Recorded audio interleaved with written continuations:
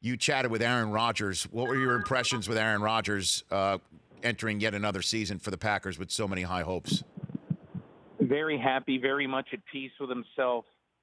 As happy with his physical condition as he has been since he's entered the NFL. Did a lot of yoga, did a lot of stretching work this offseason.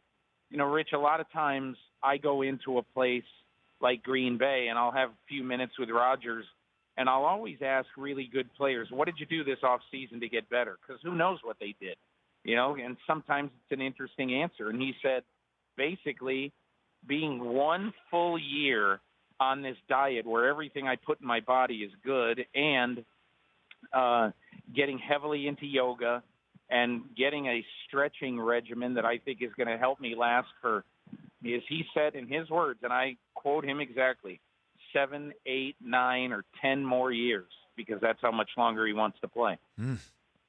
You also went into Seattle, too, and I loved reading about that. Give your 2 cents to those who have yet to read your MMQB about what you... Well, I think the ESPN story by Seth Wickersham, you know, although that they do their best to minimize it and to bury it, it's still on their minds. Richard Sherman talked to me, and I don't want to say he was bitter about it, but he's just really unhappy at this perception that he hates Russell Wilson and that he has no respect for him and all that.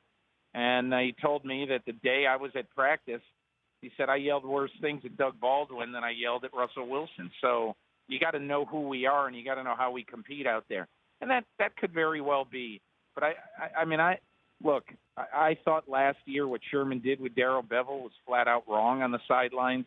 And I just, Rich, I just don't like the fact that this is such a ridiculously chippy team in practice during training camp. I mean, Frank Clark is borderline out of control. You know, it was hard to control him the day that I was there, and then I saw that later in the week he got kicked out of practice for a day for having another fight. And I just, this is not the National Fighting League. It's the National Football League. And the Seahawks got to settle down.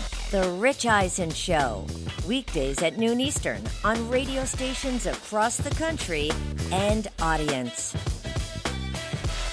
If you like that video, be sure to download our app, and I'll be sure to move Week 6 games to Saturday for that wedding you have to go to.